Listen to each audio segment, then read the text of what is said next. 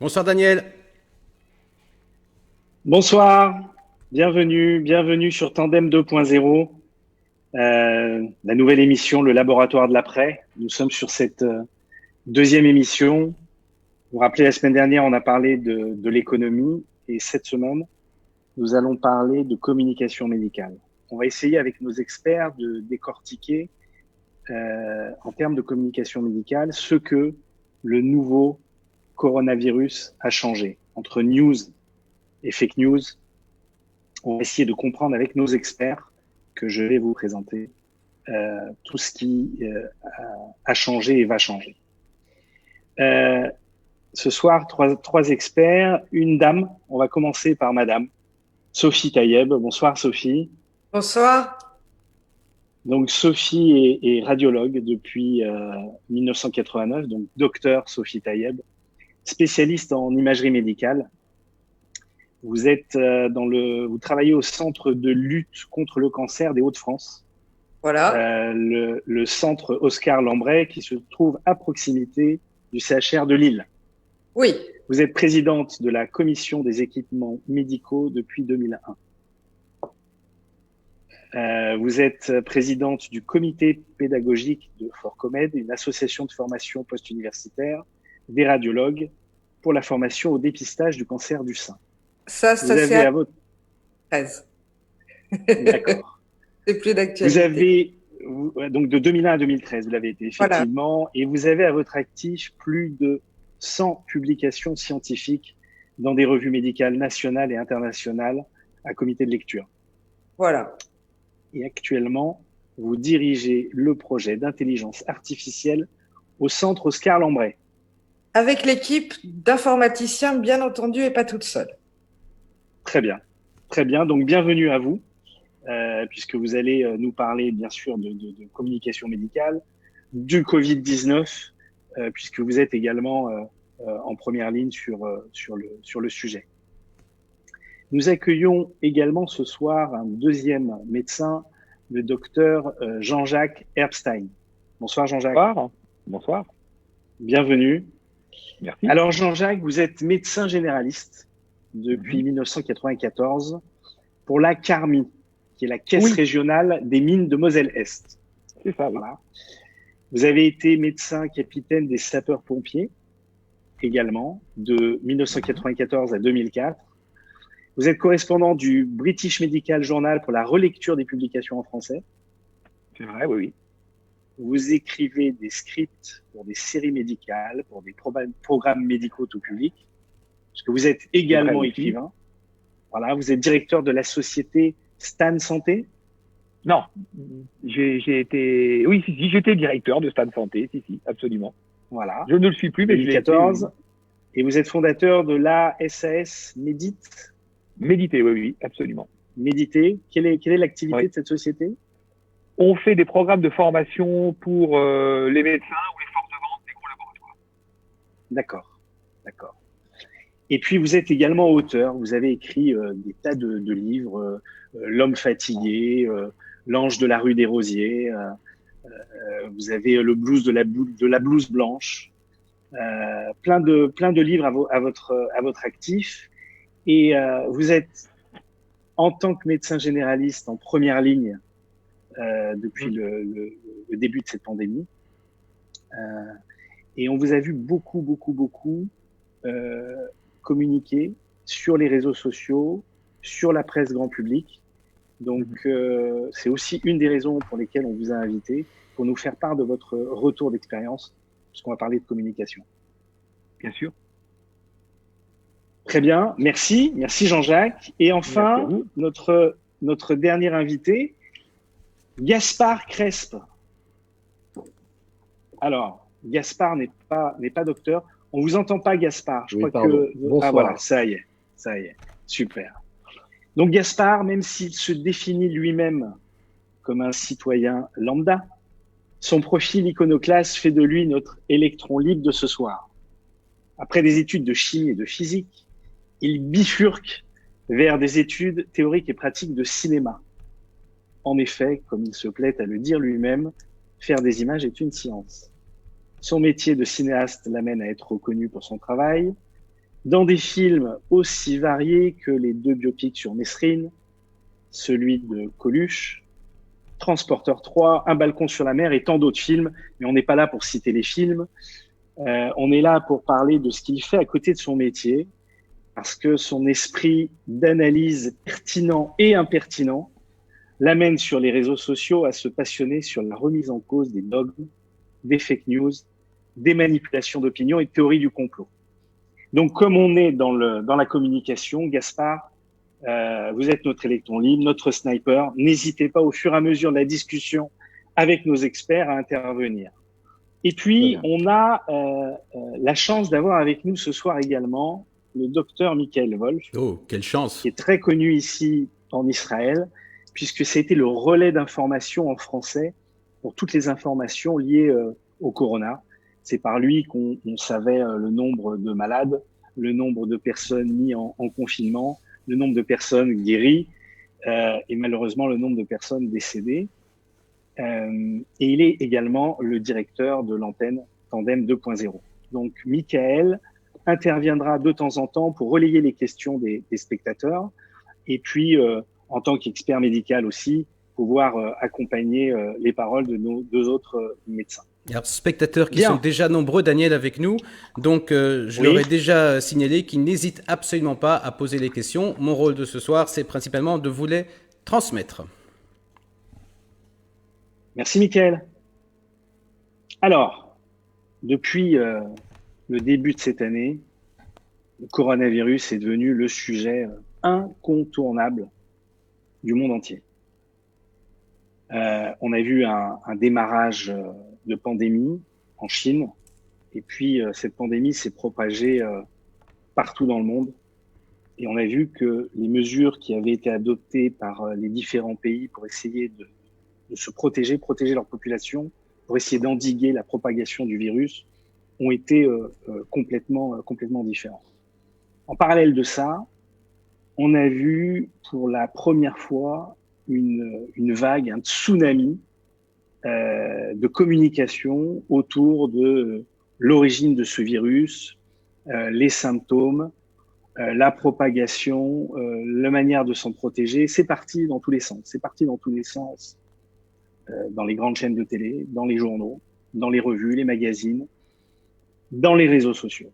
Alors, on va essayer, dans cette émission, sans aucune censure, d'y voir plus clair, d'essayer de comprendre, en termes de communication, qu'est-ce qui s'est passé de bien, de moins bien, et qu'est-ce qui fait que la donne a changé, va changer, doit changer en termes de mode de communication. La règle du jeu est simple. 3 experts, des questions, et on y va. Ça vous va? Parfait. C'est parti. Alors,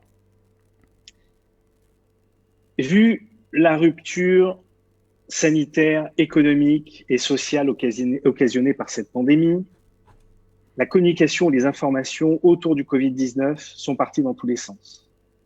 Tous les 3, on vous a vu beaucoup réagir dans les réseaux sociaux. Qu'est-ce qui vous dérange dans cette communication autour du Covid-19? Jean-Jacques, Sophie? Oui, on peut commencer. Je peux commencer. Ce qui nous dérange, ce qui nous a dérangé initialement, c'était pas sur les réseaux sociaux tant que l'incapacité qu'on avait à se faire une idée précise de ce qui se passait. C'est-à-dire, on avait on a des moyens de communication monstrueux par rapport à il y a 20 ou 30 ans. On savait qu'il se passait quelque chose de grave en Chine. On avait vu un petit peu que la Corée, Singapour, Hong Kong commençaient à faire des choses. Israël, qui a très vite interrompu ses vols aériens. Et c'était extrêmement difficile de se faire une idée. Est-ce que ça va être grave? Ou est-ce que ça va faire comme le SRAS et le MERS il y a 15 ans et ça va rester limité en Asie? Et c'était extrêmement difficile de se faire une idée, d'abord parce que ça fait peur et que c'est très difficile de réfléchir sereinement quand quelque chose fait peur. Et puis le déni est un outil extrêmement facile et pratique pour continuer de vivre comme avant sans avoir trop peur. Et donc je pense que janvier-février, en tout cas en France, on était plutôt dans le déni avec des experts médicaux, qui ont fait partie après du conseil scientifique qu'a mis en place Olivier Véran, qui disaient vous inquiétez pas, les choses vont aller bien, ça va pas être très grave. Et donc on a tous vécu, enfin moi en particulier jusqu'au 2-3 mars sur ce mode-là. Alors donc, moi j'ai une excuse-moi Sophie, j'ai une vision un peu différente. C'est-à-dire que les images qu'on voyait de Chine, moi, elles m'avaient un peu perturbé parce qu'on montrait des types qui tombaient raides morts dans la rue, on voyait des types vraiment déguisés en cosmonautes, et on nous disait oh de toute façon ça tue que des gens qui ont des comorbidités, et puis bon c'est qu'une grippe, enfin une grippe un peu sérieuse mais une grippe, et surtout il y a eu un hiatus énorme entre les images qu'on nous montrait de la Chine et donc ces cosmonautes et ces cadavres dans la rue, et ces 3000 morts qu'on nous annonçait. On dit, oui, attendez, là, il y a quelque chose qui va pas. C'est quelque chose de très sérieux, et à ce moment-là, 3000 morts, c'est totalement sous-évalué. Je vous rappelle que la grippe saisonnière tue en France entre 5 et 1000 personnes en fonction un peu de la gravité du virus. 3000 morts à l'échelle de la Chine, mais c'est peanuts.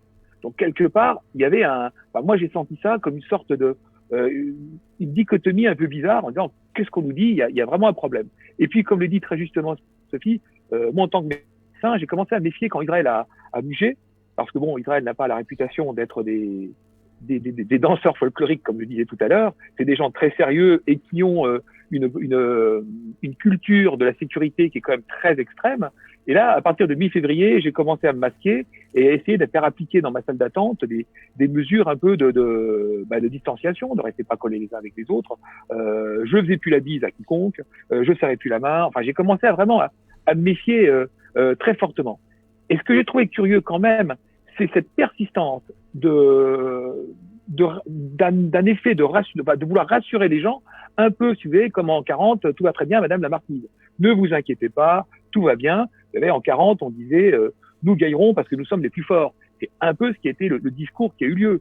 Et puis, on avait un mépris, mais alors un dédain envers les Italiens. Vous vous rendez compte, ces bouffeurs de minestrone, ils sont incapables de gérer le virus, c'est des impétides, ils n'ont pas un système de santé similaire au nôtre, nous on est les plus beaux, les plus grands, les plus forts. Voilà, c'est la politique française qui m'a excessivement dérangé, et malheureusement, l'avenir nous a montré que les Italiens n'ont pas fait mieux que nous, ou qu'on n'a pas fait mieux que les Italiens. Et pourtant, c'est quand même incroyable, parce qu'à l'époque, il y avait déjà plus de 60 millions de personnes, de Chinois, qui étaient confinés. Et puis après, ils sont passés à 200 puisqu'ils ont bouclé 3 très grosses villes, des régions. C'est ahurissant que personne en France ne s'est dit, alors que, attendez, j'ai pas l'impression d'être un type d'une intelligence extrême, un petit peu, mais pas extrême. J'ai trouvé ça, mais extraordinaire, qu'on réalise que la Chine, qui a quand même l'économie la plus dynamique au monde, qui est en train de bouffer toute l'économie mondiale, est en train de se tirer une balle dans le pied pour une grippette. Non, mais attendez, il y a quelque chose qui va pas. Quand la Lombardie s'est confinée, c'est pareil. Le poumon économique de l'Italie a commencé à s'éteindre, tout doucement, pour une grippette. Et nous, comme des idiots, on a continué à dire, allez voter, faites comme si de rien n'était. Et à ce moment-là, le virus commençait à se déployer et à contaminer tout le monde. Donc, clairement, on a eu un retard à la mise en route des mesures sécuritaires par rapport à ce qu'on avait vu. Je pense que ce retard, c'est certainement une extension de l'épidémie, notamment dans le Grand Est et dans la région parisienne, qui a été beaucoup plus rapide que dans le reste de la France. Ceci dit, si on regarde les courbes qui sont des courbes exponentielles, le premier mort, le premier patient décédé en France, on était le 27 février. Le numéro 2, on devait être le 2 ou le 3 mars, et il a fallu attendre finalement le 11 mars, où tout d'un coup, on a eu 30 patients décédés. Et là, on s'est rendu compte que le risque, c'était cet afflux de patients graves qui allait faire exploser le système hospitalier. Et on a vraiment l'impression que les décisions ont été prises à ce moment-là. C'est-à-dire, au moment où on s'est rendu compte que le système hospitalier pouvait pas supporter le choc, d'autant qu'en France, le système hospitalier était quand même un peu malade, qu'on s'est mis les décisions de confinement, d'arrêter les écoles, etc., ont été mises en route. Mais ça a été très long aussi dans l'opinion publique. Le conseil scientifique de Macron, le 14 mars, disait si, on peut aller voter. on avait déjà le 11 mars plus de 30 patients décédés. Donc je pense que tout le monde est resté un peu dans le déni sans vraiment prendre la mesure. La perception de qu'est-ce que c'est une progression exponentielle est extrêmement difficile si on ne s'assoit pas pour réfléchir et pour essayer de se représenter les choses. Mais les modèles existent, les simulations ont déjà été faites. Mais je pense que... Vas-y, je t'en prie. Il faut aller les regarder, les simulations. C'est-à-dire qu'on dit le 1er mars, il y a un patient décédé, le 11 mars, il y en a 30. Tu tiltes pas forcément si tu t'assois pas pour te dire, eh ben, dans 10 jours, je vais en avoir 120 et dans 20 jours, Et on n'a pas un comité scientifique qui est capable de regarder ces chiffres, d'analyser, d'essayer de faire la projection pour le gouvernement? On a eu un conseil scientifique qui a été nommé le 11 mars et dans ses conclusions, ils étaient encore extrêmement tranquilles par rapport à ce qui allait arriver. Je veux dire que le biais cognitif de ne pas se rendre compte qu'il se passe, parce que le déni, parce que la vision exponentielle des choses est compliquée, c'est quand même quelque chose d'extrêmement bien partagé. Et pourtant, il y avait une remontée d'informations terrain des médecins généralistes. Mais tu sais, j'ai vraiment l'impression que le gouvernement, alors moi je serais un peu dur avec eux, tant pis, a fait preuve d'un cynisme assez redoutable. Je suis persuadé qu'au départ, ils ont voulu faire une immunité collective, la même chose qu'ont voulu faire les Anglais, et qui, bon, on a voulu faire cette immunité collective. On dit voilà, on va laisser tout doucement tout le monde se contaminer, et comme la grippe, on va faire une barrière immunologique. Seulement, dans leur beau plan, il y a eu un truc qui a déraillé, ça a été le cluster dans le Haut-Rhin, avec cette réunion évangélique, qui a fait pchit et qui a malheureusement essaimé la maladie dans toute la France, parce que les gens, après s'être contaminés dans cette réunion, ils sont repartis un peu partout en France, et la maladie est repartie. Et à ce moment-là, ils ont dû un peu changer leur fusil d'épaule, en se rendant compte qu'on allait avoir, comme dit très justement Sophie, une saturation rapide des services d'urgence. Je vous rappelle qu'au début de la crise, on disait « tout va bien, on a 5000 lits de réa, on tiendra le choc ». Aujourd'hui, je sais plus, on en est presque à plus de 10 000, enfin bon, on a multiplié par 2, par 3 les nombres de lits de réa. Et ils ont dû changer un peu leur fusil d'épaule. Alors, on peut dire que normalement, un général, quand il établit une stratégie, eh ben, c'est exactement comme quand on joue au bridge. Je sais pas si vous êtes bridger, mais quand on fait un plan de jeu, on doit se tenir à son plan de jeu. Si on déroge un peu de son plan de jeu, c'est la catastrophe. Là, on a l'impression qu'ils ont changé leur plan au fur et à mesure des informations qui leur remontaient. Et ce que je trouve très curieux, c'est que je pense qu'on a quand même des services secrets, enfin, j'espère que nous avons en France des services secrets un peu costauds, qui ont pu peut-être traîner un peu en Chine pour voir un peu ce qui se passait, et à ce moment-là, faire remonter des informations qui auraient pu un peu nous prévenir, ou en Italie. Or là, que dalle, rien du tout. Alors, est-ce qu'ils ont joué cette carte-là parce qu'ils se sont rendus compte qu'il n'y avait pas de masque, qu'il n'y avait pas de protection, et que notre système hospitalier était déjà très chancelant et qui risquait de s'effondrer, et qu'on a fait le confinement? Ça, je ne sais pas si l'avenir nous le dira, ou les historiens jugeront dans 50 ans. Mais je pense qu'ils ont fait preuve au départ d'un cynisme un peu particulier en disant on va en sacrifier quelques-uns, c'est pas grave, ça va permettre après de protéger, protéger tout le monde. Je sais pas si... Gaspard voulait dire quelque chose, ça fait un moment qu'il lève la main. Oui, alors deux, trois petites choses. Je vais essayer de pas partir trop en escalier, mais forcément de suivre un ordre chronologique. Simplement, concernant le conseil scientifique, il me semble, parce que moi du coup j'ai commencé à vraiment mettre le nez dedans cette semaine-là, justement, parce qu'en plus il y avait donc en France le premier tour des élections municipales, effectivement, qui a eu lieu donc le dimanche 15 ou 14 mars, enfin bref. Et beaucoup de gens ont dit oui, mais voilà, le conseil scientifique avait dit non. Quelques jours après, une fois qu'on a été confinés et qu'on avait tous quasiment, entre guillemets, plus rien à faire d'autre que de traîner sur les réseaux sociaux et d'échanger. Du coup, je suis allé chercher, je suis allé voir en fait ce qu'avait dit le conseil scientifique. Le conseil scientifique, alors peut-être que je me suis trompé, que j'ai mal lu, Sophie, tu rectifieras peut-être, mais le conseil scientifique n'a pas dit c'est OK pour maintenir le premier tour des élections municipales. Ils se sont plutôt montrés réservés là-dessus en disant si le choix politique qui est retenu est celui de maintenir ce premier tour des élections municipales, alors il faudra prendre telle et telle mesure qui d'ailleurs n'ont pas été complètement respectées, etc., etc. Donc c'est plutôt ça ce que le conseil scientifique a dit au 11 mars. Après, voilà, c'est normal que les scientifiques n'imposent pas une décision politique. Hein. C'est toute la question aussi de la place et de la distance entre, à mon sens, mais je pense que je ne suis pas le seul à partager ça, même ici, la distance qu'il doit y avoir entre le conseil médical, scientifique, et derrière la décision politique. Et de fait, bon, sur le plan purement politique, de toute façon, le chef de l'État français était de toute façon pris entre deux feux. Il y a des têtes d'affiche politiques qui menaçaient de crier à la dictature si le premier tour des élections municipales était annulé. Les mêmes qui, 10 jours après, ont crié au scandale puisqu'il y avait eu maintien des municipales. C'est génial d'observer ça. Enfin, il y a quand même des têtes d'affiche des municipales parisiennes je ne dirais pas de nom, mais qui avait sur son Twitter encore, en fait, vraiment la menace de crier à la dictature si c'était annulé, et ensuite le scandale, crier au scandale sanitaire une semaine après parce que les élections avaient été maintenues. Enfin, Daniel, voilà. Daniel, je vais prendre la parole donc parce que les auditeurs l'apprennent. Isabelle, à propos des signes qui auraient dû nous alerter, nous dit que la construction de ce fameux hôpital en 10 jours en Chine aurait dû nous alerter et il ne fallait pas tenir compte simplement des chiffres. Jacqueline qui dit que non, tout le monde n'était pas dupe. Certains voyaient arriver cette pandémie. On n'est pas obligé de croire ce que l'on nous raconte. On a aussi le pouvoir personnel de lire et de réfléchir. Il y a des questions qui arrivent qui sont peut-être liées à d'autres questions ou d'autres sujets, Daniel, que tu vas aborder. Donc, je les garde de côté. Je le dis pour les gens, ne vous inquiétez pas, je n'oublierai personne.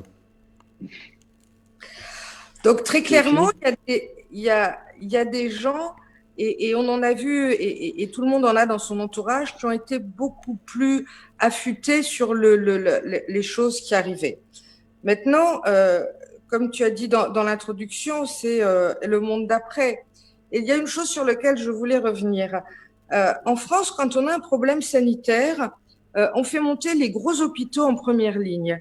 Et début février, on a vu dans les journaux que les 2 plus gros hôpitaux parisiens qui s'occupent de maladies infectieuses, La Pitié, Beaujon, s'étaient mis en ordre de marche et que donc tout irait bien puisque ces deux gros hôpitaux étaient là.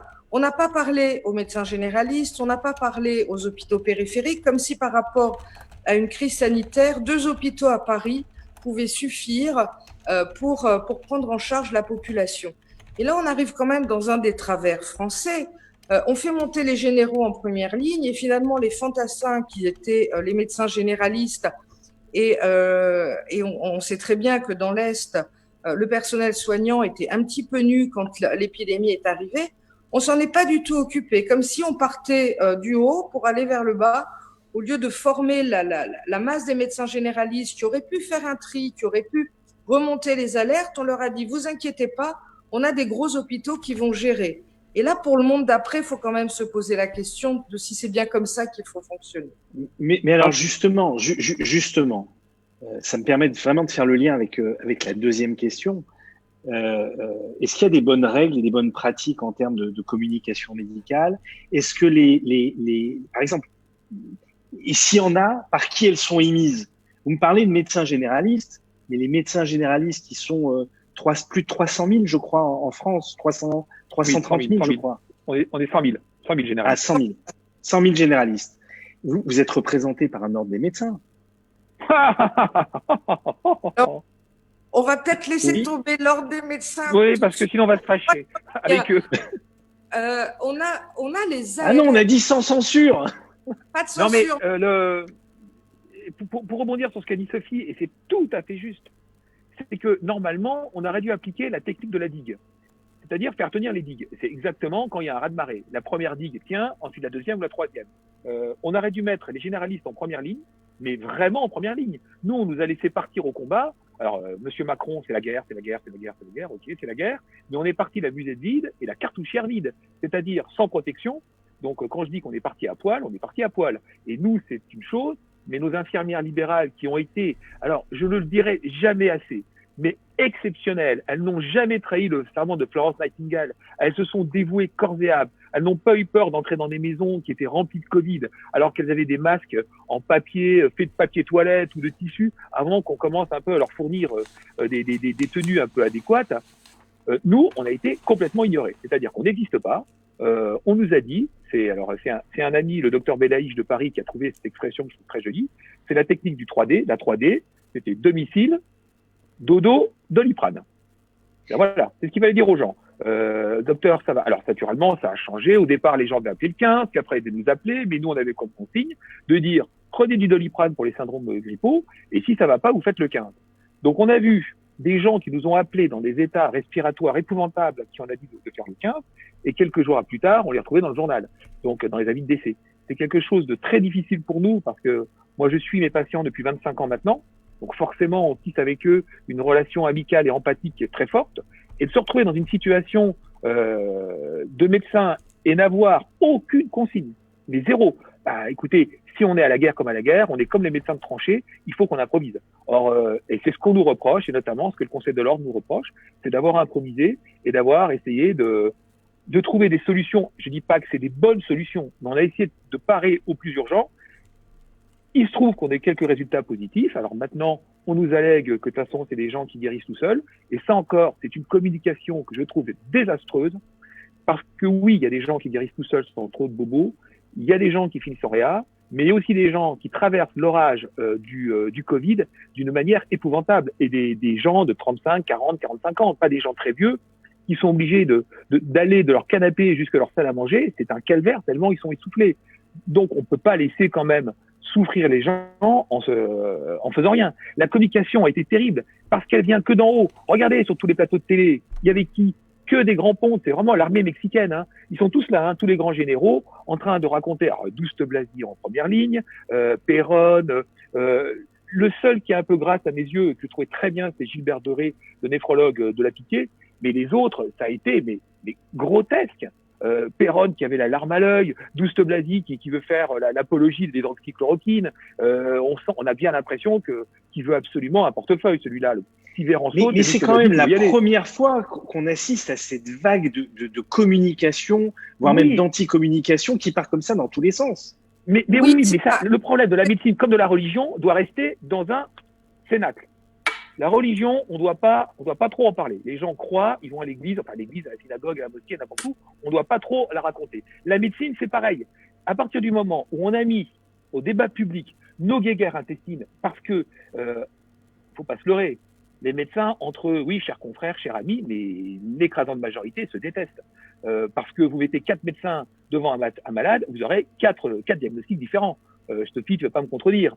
Et là, on l'a mis devant la France entière, et ça a été terrible, parce que les gens pensaient qu'il y avait une forme d'unité sacrée, une union sacrée du corps médical, et là, ils se sont rendus compte que les mecs, ils se tiraient dans les pattes.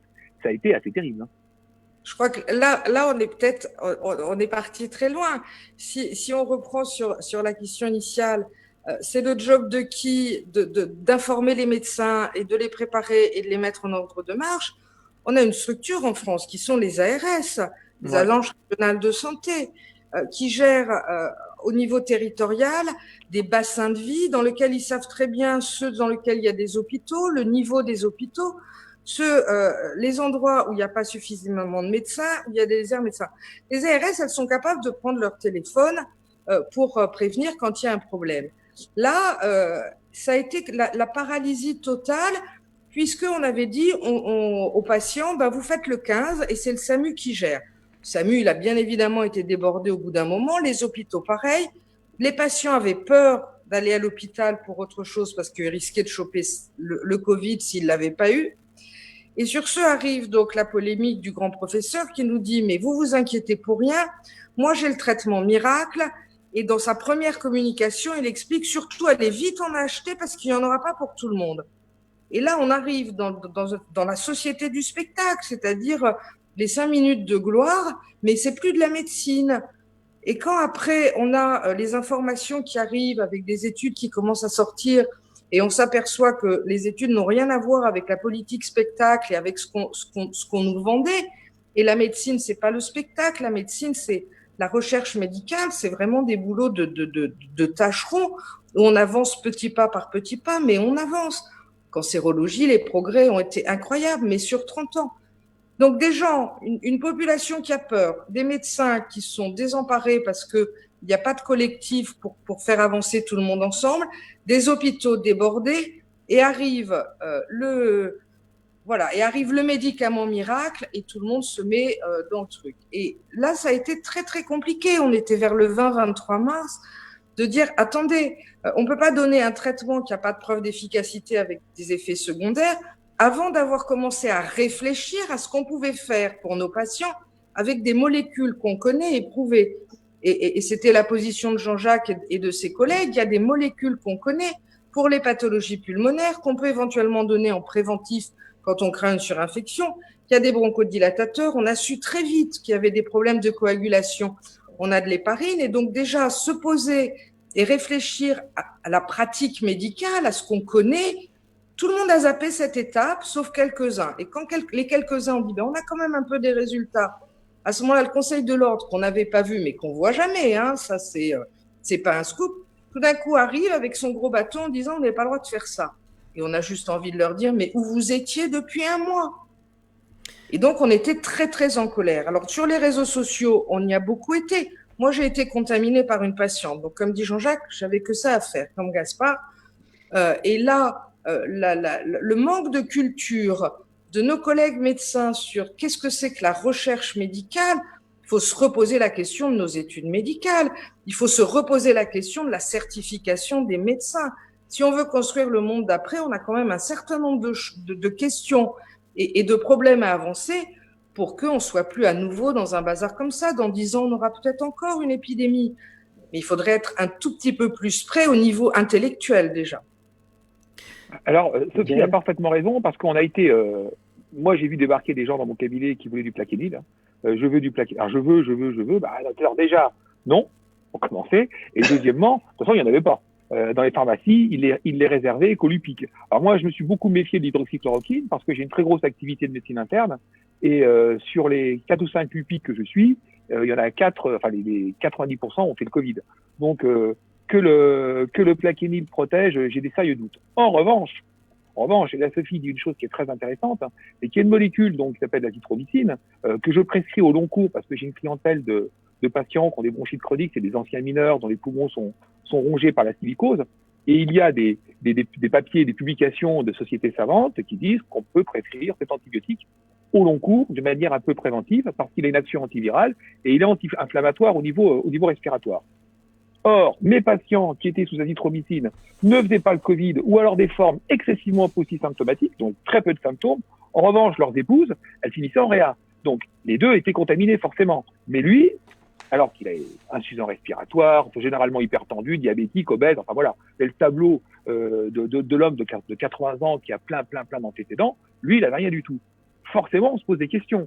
Et quand on doit choisir un antibiotique pour traiter une personne qui a une infection respiratoire, parce que c'est le cas des Covid, ils avaient des infections respiratoires, on a pris l'azithromycine. Et là, on a remarqué qu'au bout de 3-4 jours, les symptômes s'arrêtaient. Donc, encore une fois, on s'interroge. Donc, on a fait une communication dans la presse grand public, mais pour une raison simple, c'est que déjà, on était saoulés par le débat hydroxychloroquine ou rien. On a voulu montrer, attendez, il existe une troisième voie, explorer l'azithromycine. Donc, on a fait un papier qui est très prudent, mais excessivement, on marchait sur des œufs, en disant, attention, il nous semble qu'il y a des améliorations, donc on aimerait bien que cette molécule soit testée. Ça a été uniquement notre démarche. Ça n'a pas du tout une démarche marseillaise en disant de manière péremptoire, fin du game, on a trouvé la molécule, on va guérir tout le monde. On n'a jamais eu cette prétention. Et là, il y a eu un truc terrible, c'est que je me suis fait exploser la tête sur les réseaux sociaux. Et ça a été très très loin. Et d'ailleurs, il y a une plainte qui a été posée à la LICRA et au bureau de signalement contre l'antisémitisme. C'est qu'on m'a envoyé le code Nuremberg sur les expérimentations humaines. Je ne m'appelle pas Dupont. Donc la personne qui l'a envoyé savait très bien à qui l'envoyer. Et c'est un confrère, un jeune confrère. Donc ça a été quand même assez fort. On nous a traités d'assassins, de charlatans, de zozos, enfin de tous les noms de la terre. Un jeune confrère en 2 mots. Ouais, absolument, ouais. Tout simplement parce qu'on a émis une hypothèse en disant on a remarqué ça, parce que la médecine pour moi est aussi la science de l'observation. En prescrivant une molécule dans son AMM, dans son indication, on a remarqué qu'il se passait quelque chose, on demande des études. Alors là, c'était expérimentation sauvage, blablabla. Enfin, on s'est fait massacrer. L'azithromycine, ça coûte 8 €. Ça coûte pas très cher. Et comme l'a dit un de mes confrères avec qui on a communiqué, imaginez que les études qui ont lieu actuellement, que ce soit aux États-Unis ou en France, sur l'azithromycine en prise seule, donc en monothérapie, montrent quelque chose. On a flingué l'économie mondiale pour un truc qui coûte 8 euros. Bon, maintenant, je ne veux pas préjuger des résultats, mais enfin, on nous sort des molécules à 900 euros, machin, un truc, des choses compliquées, alors que peut-être il suffirait de prendre le problème un peu en amont. Mais comme la médecine générale n'existe pas en France, parce qu'on n'écoute que les grands patrons, bah écoutez, on nous écoute pas. Nous, on est des zozos. Voilà. Daniel, avant de rebondir sur ce qu'a dit le docteur Herbstein sur les traitements qui coûtent peu cher au lieu de dépenser, de faire foutre en l'air l'économie, parce que d'autres médecins, on va dire, qui ont un statut plus prestigieux, on dit pareil pour d'autres molécules, donc il y a moyen éventuellement de faire certaines comparaisons. Je voudrais juste revenir un petit peu en arrière parce que ils font l'émission à eux tout seuls, hein, les oiseaux, on n'arrive pas à les interrompre tellement qu'ils sont passionnants. Non, ils ont dit quelque chose d'extrêmement intéressant. Ils ont dit, Jean-Jacques a dit 4 médecins, 4 ou 5 diagnostics différents. Et donc je voudrais rebondir sur ce que nous a dit l'une de nos auditrices, mais en posant une question à Gaspard Crespe. Je voudrais savoir, Gaspard, en tant que citoyen lambda, comme vous avez été décrit, est-ce que avec tout ce qui a été dit, tous ces médecins médiatisés, toutes ces recommandations qui partent dans tous les sens, est-ce que on a perdu aujourd'hui confiance en la médecine? Est-ce qu'on a perdu confiance en son propre médecin traitant? Alors, est-ce que c'est une généralité à faire? Est-ce qu'on peut dire que tout le monde a perdu confiance dans son généraliste?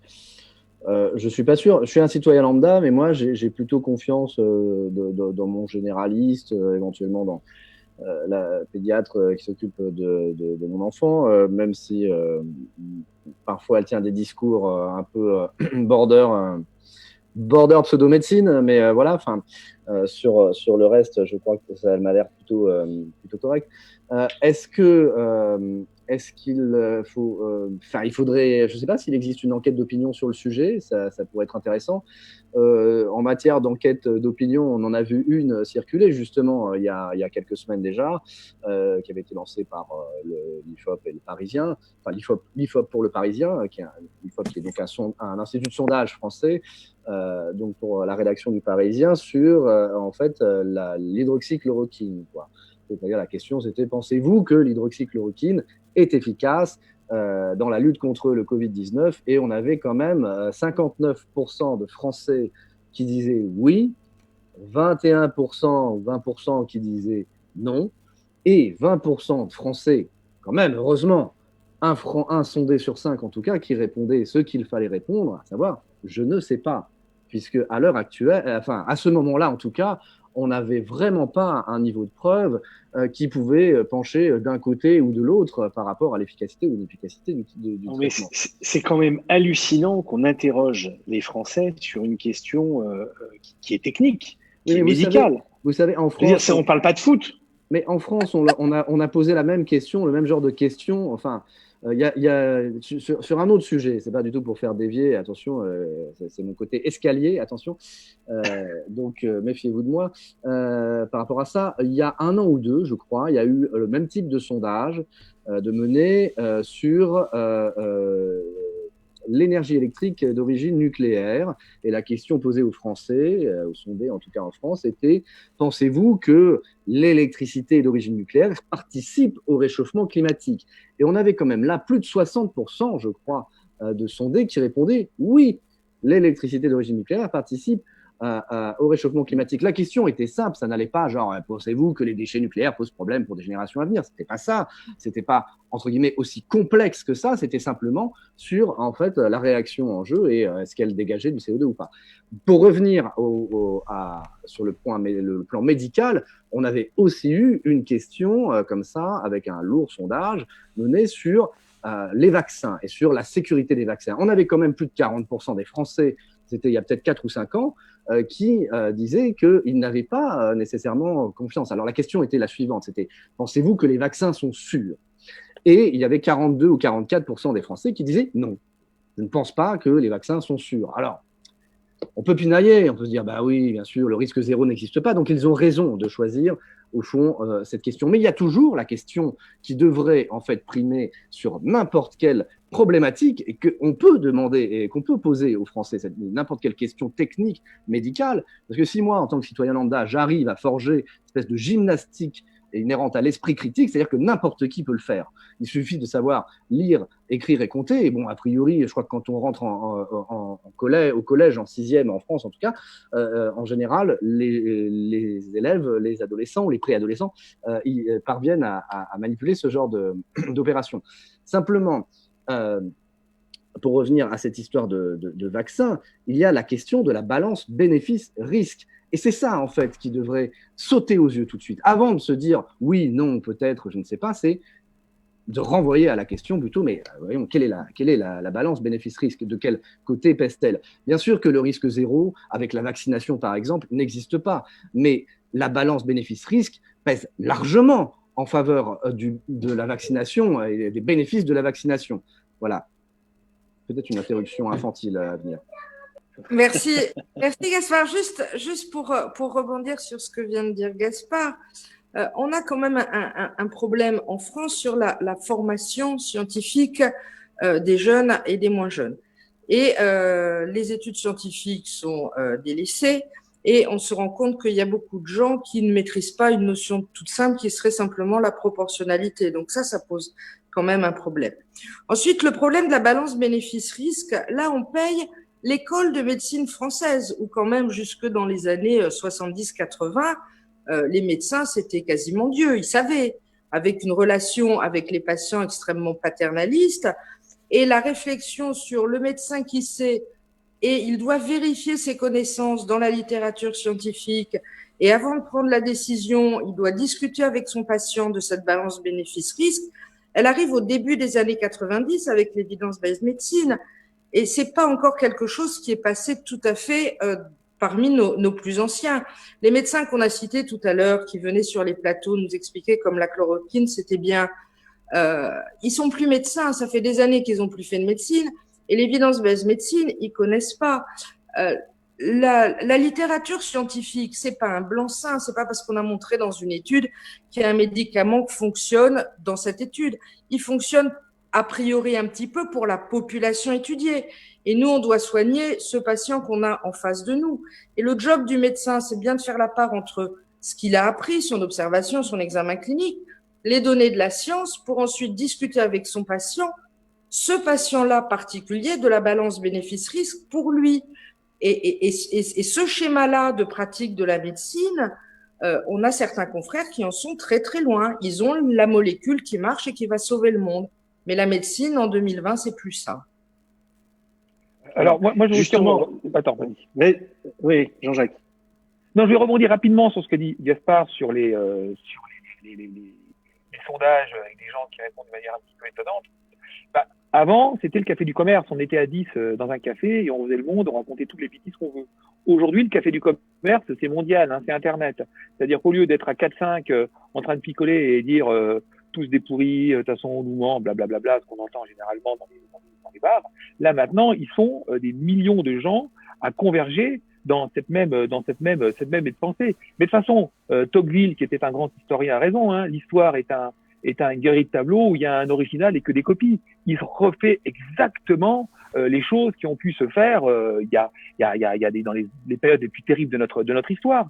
Regarde ce qu'on a dit au départ, que c'était un complottionniste, encore une fois, ça toujours, alors ça revient, les Illuminati, les sionistes, blablabla, ça revient toujours, parce qu'il y a toutes les vieilles peurs qui sont en train de se réveiller. Et c'est facile, dans une crise majeure, et qui est très grave, qu'un thaumaturge, un gourou se dresse et dire « suivez-moi, moi j'ai la solution ». Regardez ce qui s'est passé, bon alors toute proportion gardée naturellement, en 1933 en Allemagne, c'est que quand c'est la panique, il suffit que quelqu'un parle plus fort et les prenne dans le sens du poil. Mais imaginez ces gens à qui on montre des images de gens intubés sur le ventre, on dit c'est grave, oulala, vous pouvez mourir, attention, méfiance, et qu'un type dit, en plus je parle pas de son look, hein, un type dise « j'ai la solution miracle, moi c'est la fin du jeu, je sais ce qu'on peut faire, il faut le prendre, C'est scandaleux. Vous avez vu combien la pétition de Douste Blazy a récolté de signatures. Il y a 500 000 personnes qui ont signé. Il avait mis la blouse blanche pour l'occasion. Hein. Ah ouais, à PHP. Hein. À PHP. Il pratique toujours ou pas? Mais non. Non. Mais non, attends, le gars-là, on l'a envoyé loin dans le Nouveau Monde, vice-président ou vice-secrétaire général de l'ONU, parce que voilà, c'est des types qui ont, tu sais, je sais pas si vous connaissez le seuil de Peters, ils ont atteint leur niveau d'incompétence, ils sont allés très haut, puis à un moment, c'est l'étape. Voilà, il y a le syndrome de Peters, et puis moi je ferai référence aussi à l'expérience de Milgram, où on a vu que quand on met une blouse blanche pour faire passer une autorité qui détient le savoir et qui dit voilà, c'est comme ça. Ça va mieux. Absolument. Gaspard voulait rajouter quelque chose. Oui, c'est très bien. L'autorité, enfin l'argument d'autorité, même l'argument de la blouse blanche, quoi. Vraiment, c'est des choses effectivement qu'on a vues à l'œuvre. Douste Blazy qui renfile sa blouse blanche, le gars, mais pardon, mais quelle blague. Et puis avec qui il est allé faire le malin, quoi, avec Péronne. Voilà.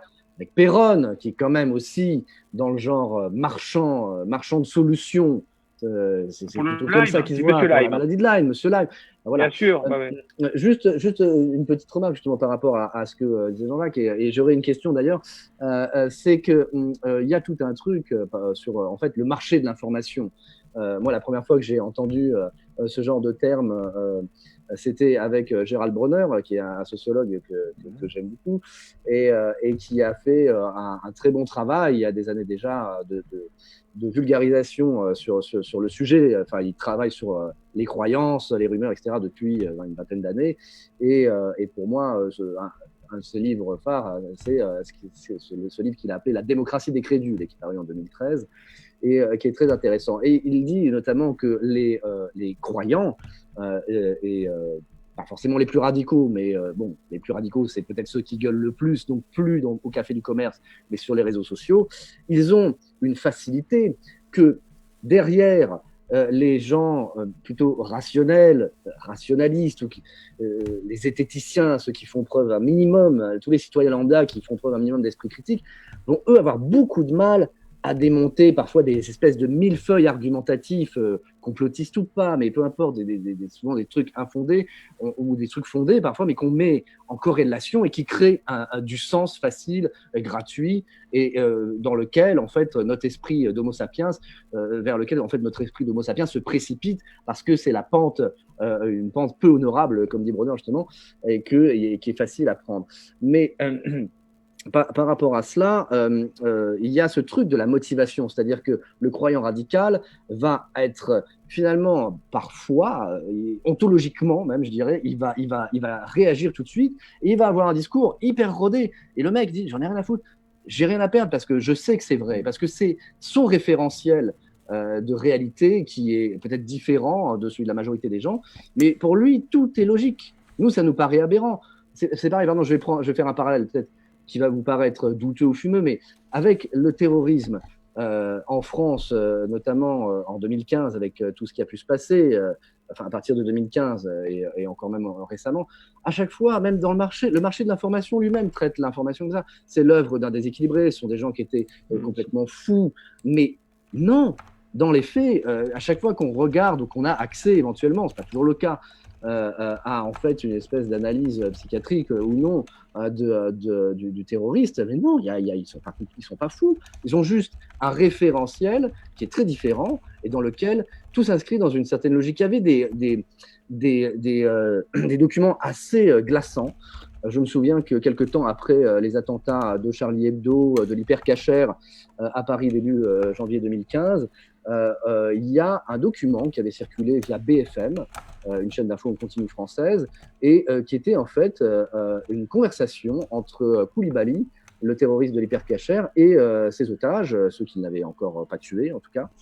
Et le discours du gars, c'est du complotisme de base, mais le mec est hyper serein. Il vient de dégommer 10 personnes, mais il est hyper calme, il est hyper serein, et il explique tranquillement son référentiel, sa réalité, voilà, les attentats du 11 septembre, de toute façon, c'est Israël, et avec la CIA, etc. Et pour lui, il est cool, il sait ce qu'il fait.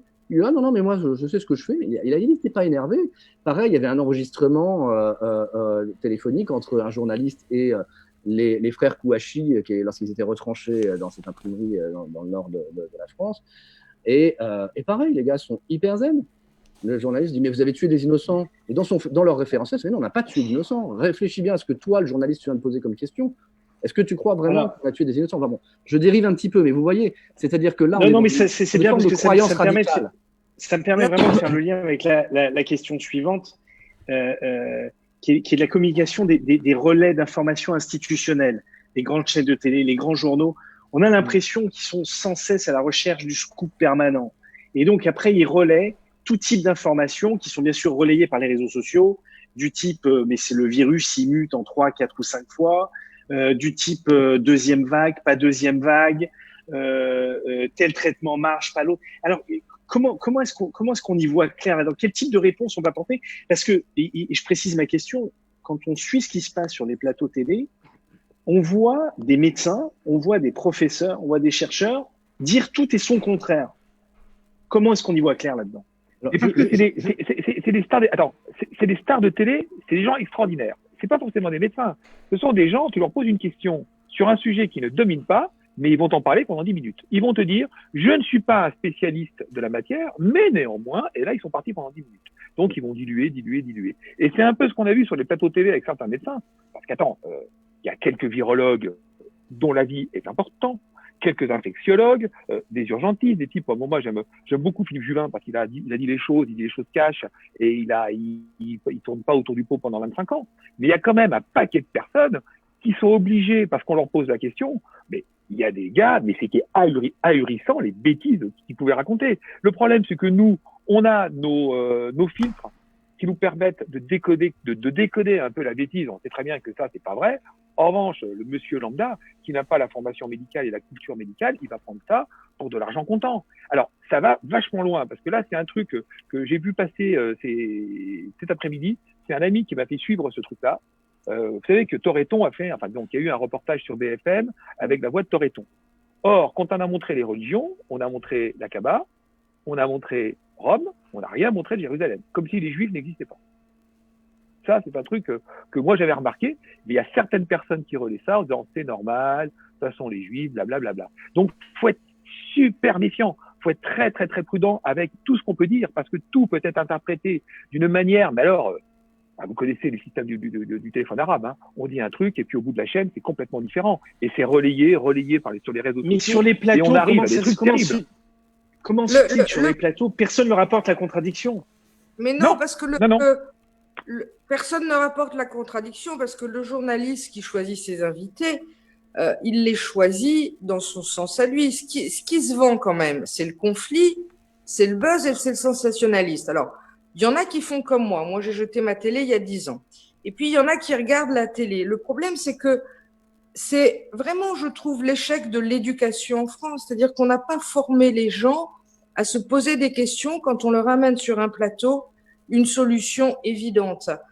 Ça va prendre du temps. C'est-à-dire qu'être capable de décoder, on a une journaliste, je ne sais plus laquelle, mais on la voit périodiquement, sur la grippe H1N1, elle a dit que des conneries. Elle a dit qu'on avait acheté trop de masques, que ça avait coûté trop cher, etc. Personne ne l'a relevé. Elle nous a fait le même coup avec le glyphosate il n'y a pas très longtemps. Mais elle ne dit que des sottises.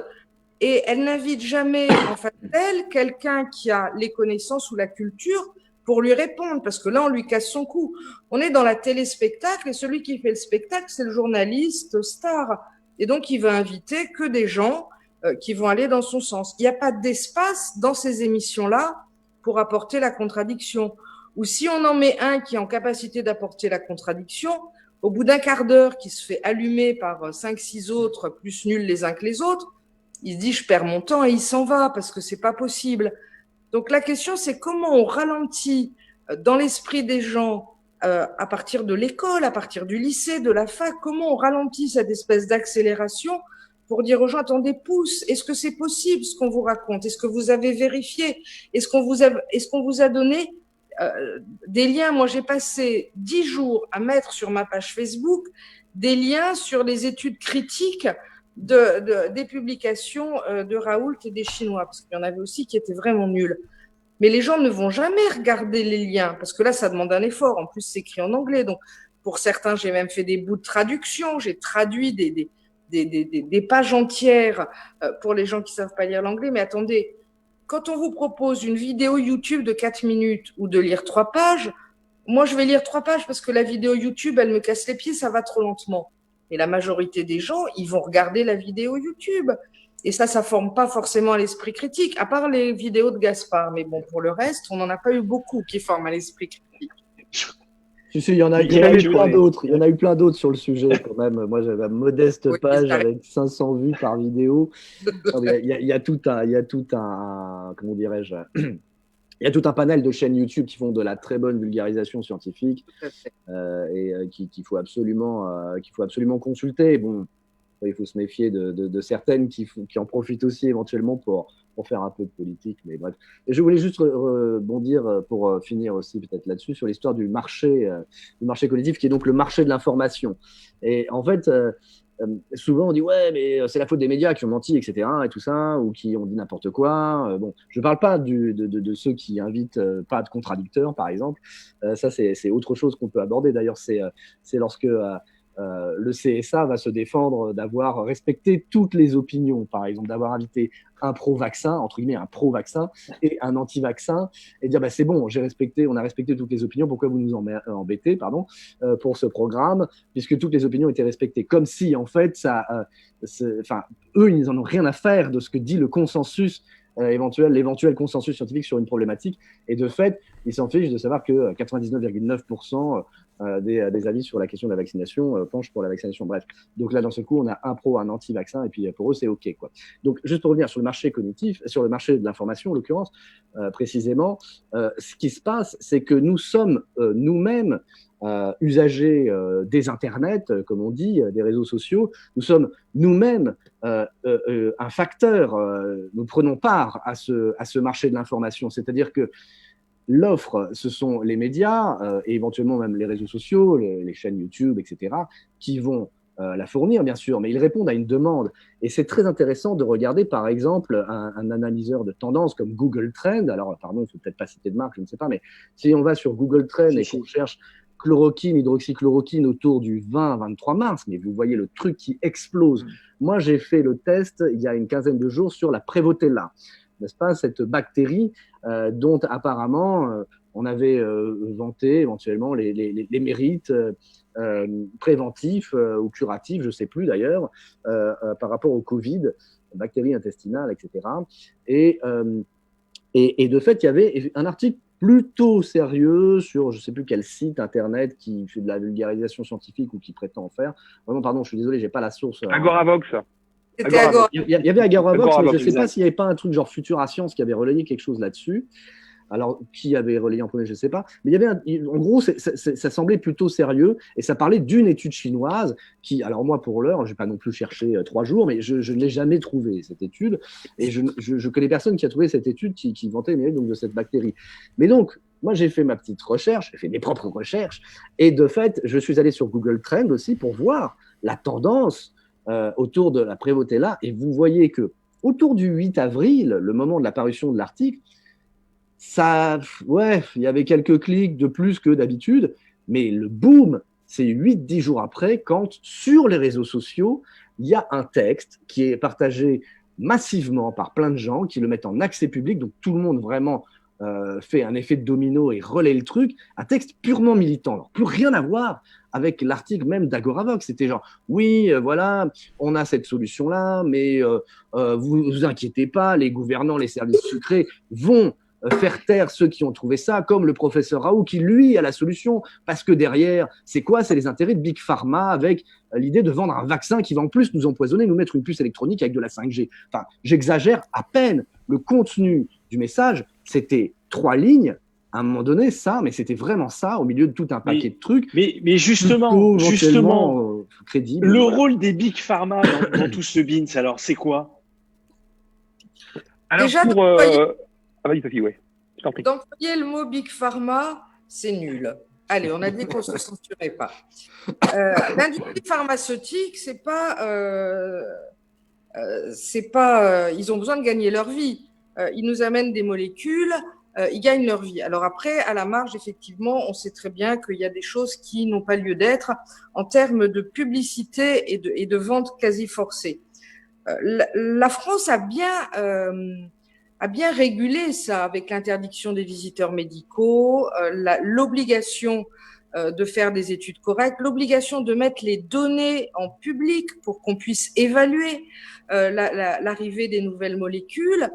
Il faut bien se rendre compte que toute la médecine de recherche a besoin de l'industrie pharmaceutique parce que on a des molécules qui coûtent extrêmement cher et pour lesquelles personne ne peut payer ces molécules au moment où on les expérimente, au moment où on les teste.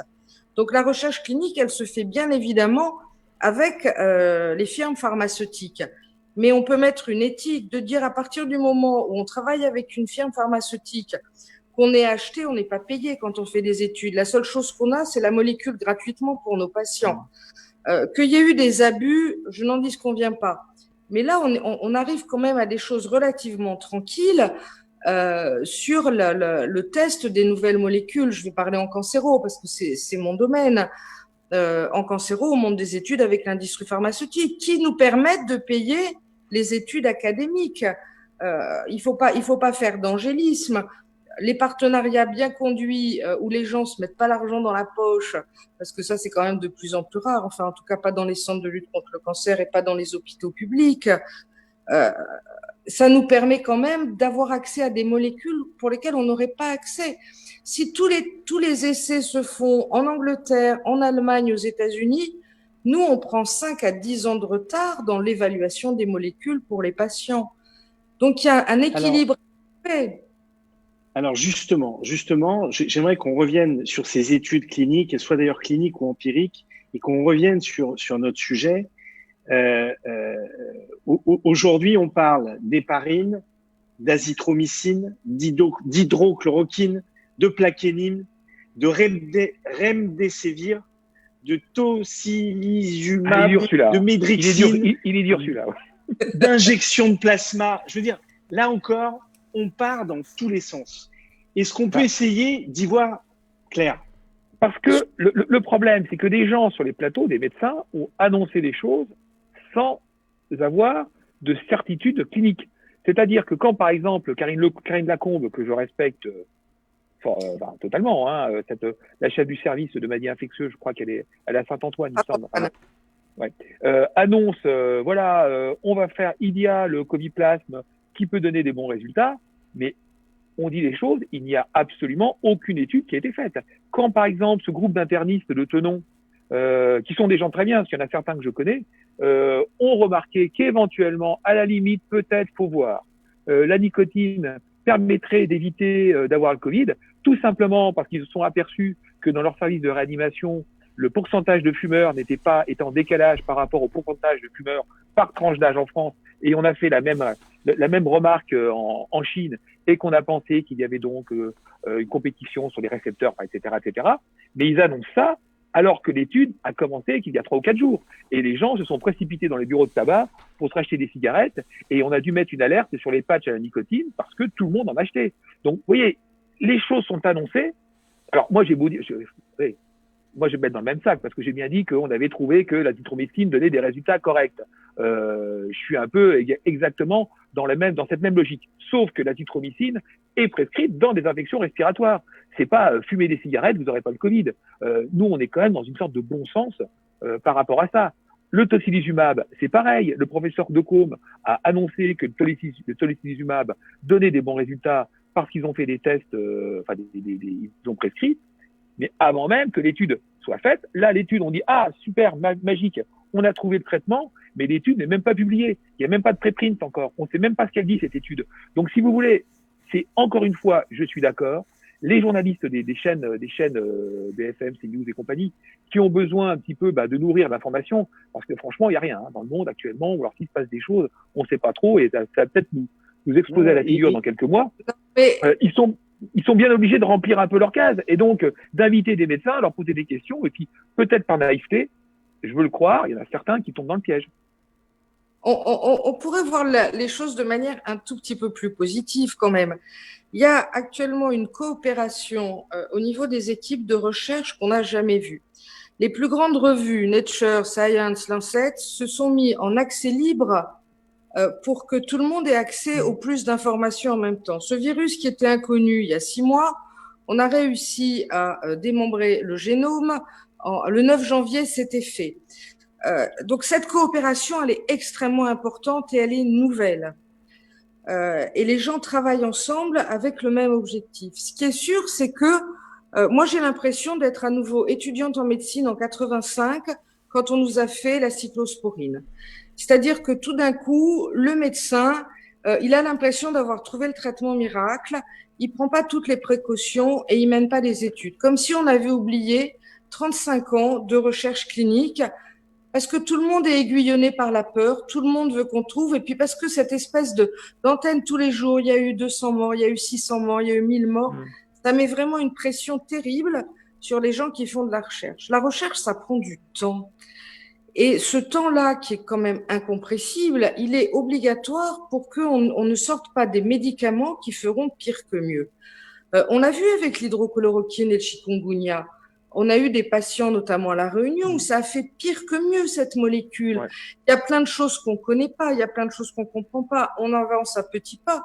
La seule chose de certaine, c'est qu'on a des patients qui ont des signes cliniques peu graves et on a une pharmacopée qui permet de les soulager.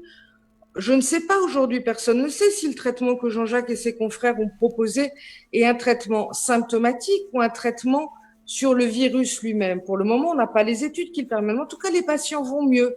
Ça, c'est pas mal. C'est ça aussi la médecine. Maintenant, on a 3 maladies. On a la maladie des asymptomatiques qui contaminent, qu'on ne sait pas. On a la maladie des gens qui font des formes peu graves, comme moi j'ai fait, comme d'autres ont fait, et qui peut effectivement être aidé par une pharmacopée qu'on connaît. Et on a la bascule des formes graves aux formes très graves. Et c'est 3 temps différents dans la recherche et dans la mise en route des traitements. Ce qui est important aujourd'hui, c'est que ces formes graves ne basculent pas dans les formes très graves. Et le plasma, et le remdesivir, et toutes ces molécules qui ont des noms à coucher dehors, on compte sur elles pour nous faire avancer. Ce qui est important aussi, c'est que là, on va déconfiner. Il va donc y avoir forcément des nouvelles personnes qui vont attraper cette maladie. Qu'est-ce qu'on a comme traitement symptomatique ou même éthiopathogénique qui vont permettre de les aider à aller mieux, plus vite, à pas basculer dans une forme peu grave. Donc, les études sont en cours. Il faut se donner le temps. Je crois qu'il faut que les médecins arrêtent de se mettre sous le feu des projecteurs. Enfin, vraiment, la cyclosporine, vous êtes peut-être plus jeune que moi, mais moi, j'avais 25 ans étudiante en médecine, mais ça a été un drame. On prenait alors, comment faire quand vous avez une étude Discovery telle qu'elle est menée et que les patients réclament la cyclosporine au lieu de l'hydroxychloroquine. Au l'hydroxychloroquine, pardon, excusez-moi. Je crois que les médecins, ils doivent tenir parce qu'ils ont des arguments scientifiques. La discussion avec le patient, c'est quand même le cœur de notre métier. Si on n'est pas prêt à discuter avec un patient pour lui expliquer une balance bénéfice-risque, pour lui, un patient cardiaque qui vient vous réclamer de l'hydroxychloroquine, honnêtement, vous allez le tuer, ça n'a pas de sens. Un patient pas cardiaque qui a peu de signes, dire, c'est cette discussion-là, c'est ça le métier de médecin. C'est pas de dire aux patients… Sophie, excusez-moi, mais c'est un fait pourtant que l'étude Discovery a été ou est encore perturbée parce que énormément ou trop de patients n'ont pas voulu être traités par une autre molécule qui peut-être est plus efficace que l'hydroxychloroquine. Oui, parce que c'est pas une étude en double aveugle, c'est une étude ouverte, donc les gens peuvent choisir. Voilà, alors le problème, c'est pas que avec l'hydroxychloroquine. Nous, on a le problème aujourd'hui en cancéro, avec des patients qui… Moi, je suis radiologue, mais je vois tous mes patients. Et les patients qui demandent… mon oncologue, il m'a proposé de rentrer dans une étude. Qu'est-ce que vous en pensez? Parce que là, le placebo, pas le placebo. Et puis, le professeur, il dit qu'on n'a pas besoin de statistiques sur un grand nombre. Les gens sont perdus. Et c'est dégueulasse de leur avoir fait ça, parce qu'il y a quand même la majorité des médecins qui font de la recherche clinique, travaillent proprement et restent dans une éthique de balance bénéfice-risque au bénéfice du patient. Donc là, on est reparti comme il y a 20 ans. Et ce retard-là, c'est pour ça qu'on est si tellement en colère aussi, pourquoi on n'a pas lâché les réseaux sociaux et pourquoi on y retourne pour expliquer aux gens. Parce qu'il nous fait prendre 20-25 ans de retard et parce qu'avec avec son hyper super labo, tous ses collaborateurs, etc., il n'a pas réussi à nous faire quelque chose qui nous permette d'expliquer aux patients la balance bénéfice-risque pour ce patient particulier. Et ça, c'est inacceptable. Donc là, on va ramer. On est parti pour 5-10 ans à ramer pour réexpliquer aux patients qu'est-ce que c'est un soin de support, qu'est-ce que c'est un placebo, qu'est-ce que c'est un traitement efficace, c'est quoi le risque pour eux, et on perd 20 ans et on est fou de rage. Non, mais surtout, Gaspard, je sais pas si tu l'as vu, Sophie. Attends, Oui, Sophie, je sais pas si tu l'as vu, il y a un papier qui est sorti, enfin qui va bientôt sortir, qui montre que l'hydroxychloroquine peut être éventuellement à la limite, ça peut donner des résultats, mais ça tue le bonhomme. C'est-à-dire que c'est des doses qui sont totalement toxiques pour le cœur. Donc voilà. On va peut-être conclure avec la chloroquine sur les recommandations de la Société française d'anesthésie Réa. Le 12 mars, les Chinois ont mis la chloroquine dans leur liste de molécules à tester. Depuis le 12-15 mars, sur les recommandations en compassionnel pour les patients graves et hospitalisés en Réa, les protocoles de prise en charge incluent l'hydroxychloroquine. Honnêtement, si ça marchait depuis le 12-15 mars avec la quantité de patients, mais pas qu'en France, au Brésil, en Suède, partout, on le saurait. Donc peut-être que ça marche sur un tout petit groupe de patients sélectionnés 65 à 68 ans, que les hommes, que ce groupe sanguin-là, que cette symptomatologie-là. Ça, on ne le sait pas pour le moment. Donc je crois qu'il faut arrêter avec ce produit. Il faut attendre que la recherche clinique avance. Elle avance très très vite. Et vraiment, les sites internet maintenant où on met en commun, où on essaye de produire de l'intelligence collective pour la recherche, tu as dit qu'on devait parler de l'après, c'est ça l'après. Et oui. L'après, c'est de travailler ensemble, des spécialités variées, de poser le plus de questions possible et d'avancer ensemble, et sans Big Pharma, puisque ce sont des plateformes gratuites où on partage toutes les informations. Gaspard ? Oui, j'aurais bien aimé en fait rebondir sur 2-3 petites choses, mais là tout de suite dans les médias pour revenir sur ça rejoint aussi un petit peu la question qui a été posée tantôt sur l'histoire de faire confiance à son généraliste ou pas. Le problème, c'est qu'il y a aussi des médecins et actifs sur les réseaux sociaux, mais pas forcément hyper médiatisés, et puis parfois complètement anonymes, qui ne vont pas sur les réseaux sociaux ni rien, qui vont dire « mais moi, j'ai été malade, et moi, je me suis prescrit de l'hydroxychloroquine ». C'est les témoignages que j'ai vu passer, ou qu'on m'a même transmis en message privé en disant « mais pourquoi tu t'attaques à l'hydroxychloroquine et à Raoult, puisque voilà, regarde moi ce témoignage, j'ai 2 amis médecins dans les Alpes de Haute-Provence qui m'ont dit qu'ils s'étaient eux-mêmes soignés à la chloroquine ». Sauf que c'est toujours le problème de donner un truc alors que peut-être qu'on guérirait de toute façon de la même manière spontanément, comme ce semble être le cas dans 80% des malades, 80% des malades.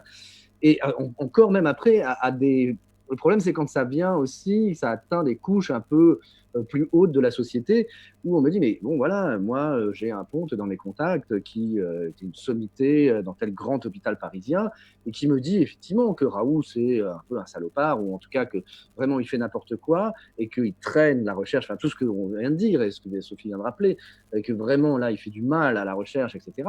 Mais donc, ce médecin, ce ponte, cette sommité, elle a dit, enfin bon, moi en attendant, j'ai quand même fait un petit stock d'hydroxychloroquine au cas où, quoi. Enfin, si moi je tombe malade, en tout cas, je prendrai de l'hydroxychloroquine. Mais bordel, alors, d'abord, déjà, il y a une espèce de truc un peu paradoxal dans cette démarche et de la part de ce médecin. Et d'autre part, malgré tout, c'est toujours pareil. C'est à quoi peut-on se fier ? Mais pas à une parole isolée, aussi experte soit-elle. On retourne à l'histoire de l'expérience de Milgram, l'argument d'autorité qu'est la blouse blanche, etc. Mais une parole aussi experte soit-elle isolée, elle n'a pas forcément une valeur, et en tout cas pas une valeur supérieure, là où il y a éventuellement un début de consensus. Pour revenir aussi juste à ce que disait aussi Sophie tout à l'heure par rapport à, si je puis dire, l'âge médiatique en tout cas, et même dans le milieu de la recherche médicale de ce virus. Effectivement, il y a énormément de choses, on en apprend finalement tous les jours, ce qui s'est passé, c'est aussi par rapport aux décisions politiques, elles se sont faites en prenant compte, en tout cas, de l'avis du Conseil scientifique, par exemple pour la France. Et le truc, c'est qu'effectivement, les données changent. C'est-à-dire qu'au début, on s'est notamment calqué sur les virus grippaux, en se disant, bon, alors attention, c'est les mômes pour ça qu'on a fermé les écoles en premier, en tout cas en France. Je ne sais pas comment ça s'est passé dans les autres pays, mais c'est les gamins qui en fait, bon, bah, ils ne sont pas vraiment malades, comme pour la grippe, mais ils sont hyper contagieux. C'est eux qui refilent le virus aux parents. Bon, il s'avère qu'avec le recul, bon, on n'est toujours pas vraiment sûr, j'ai l'impression, de la contagiosité. Je ne sais même pas si on dit ça d'ailleurs, mais sur on disait, il y a 15 jours, on disait que les enfants, finalement, n'étaient pas du tout contagieux, etc. Maintenant, on est un peu en train de revenir là-dessus, notamment suite à ce que le docteur Drosten en Allemagne a pu dire dans les médias allemands la semaine dernière, en disant, bah non, ils ont quand même une charge virale importante. Mais bon, vu qu'ils ne crachent pas leurs poumons et qu'ils ne crachent pas leurs gouttelettes partout, finalement, bon, ils ne sont pas tant vecteurs que ça. Et il s'avère en tout cas, il y a une chose qui est avérée, c'est que tous les enfants qui sont tombés malades, ils sont tombés malades à cause d'une transmission depuis leurs parents, a priori. Hein. Après, peut-être je dis une bêtise. Hein. Pardon, j'en profite pour tousser. Nickel, je crois que tu as des questions de nos spectateurs. Oui, je vais essayer de faire un condensé. Des questions qui ont été posées, alors je vais la doubler. La première à nos experts, ce qu'ils pensent de cette éventuelle deuxième vague. Et puis la question, pour même rebondir sur ce que vient de dire Gaspard, est-ce qu'ils doivent avoir peur du déconfinement? Ici en Israël, on a commencé vraiment à déconfiner.